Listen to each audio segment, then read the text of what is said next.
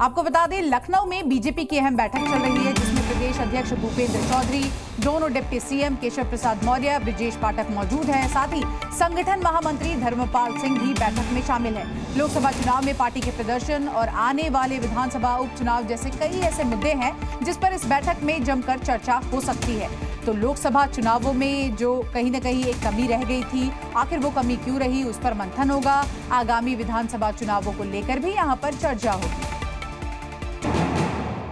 लद्दाख में टैंक अभ्यास के दौरान बड़ा हादसा, कुछ जवानों के शहीद होने की आशंका। नदी पार करते वक्त अचानक पानी बढ़ने से हुआ है बड़ा हादसा। अयोध्या में रामपथ निर्माण में लापरवाही पर एक्शन, रोड धंसने पर जल निगम के 3 इंजीनियर हुए सस्पेंड, सीवर बिछाने वाली कंपनी को भी नोटिस जारी। नीट पेपर लीक केस के 8 आरोपियों को पटना से दिल्ली लाकर सीबीआई करेगी पूछताछ, नार्को टेस्ट की भी तैयारी। पटना जेल में 13 आरोपियों से सवाल जवाब, वहीं मेरठ जेल में बंद रवि अत्री से भी पूछताछ। यूपी में नियुक्तियों पर अनुप्रिया पटेल के आरोपों पर यूपीपीएससी का जवाब, न्यूनतम अंक नहीं मिलने पर दी जाती ग्रेडिंग, नियुक्ति नहीं होने पर नहीं बदली जाती आरक्षित श्रेणी की कैटेगरी।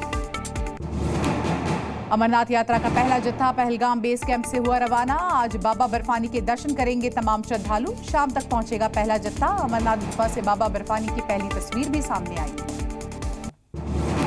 यूपी उपचुनाव पर बीजेपी की अहम बैठक, मीटिंग में सरकार और जनता के तालमेल पर चर्चा। विधानसभा की 10 सीट पर होना है उपचुनाव, वहीं 1 सीट पर एमएलसी का भी चुनाव।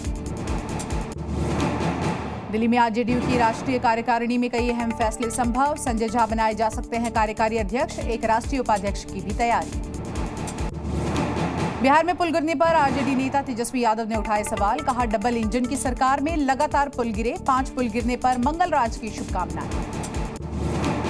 आपत्तिजनक टिप्पणी के लिए पश्चिम बंगाल के राज्यपाल सीवी आनंद बोस ने ममता के खिलाफ दायर किया मानहानि का मुकदमा, कलकत्ता हाईकोर्ट में लगाई याचिका।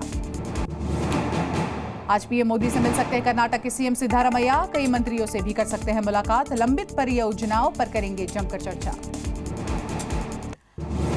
यूपी में गर्मियों की छुट्टी के बाद स्कूल पहुंचे छात्रों को तिलक लगाने पर बढ़ा विवाद, कुछ बच्चों के घर वालों ने किया विरोध। 1 जुलाई को लखनऊ में बच्चों का तिलक से स्वागत किया गया था।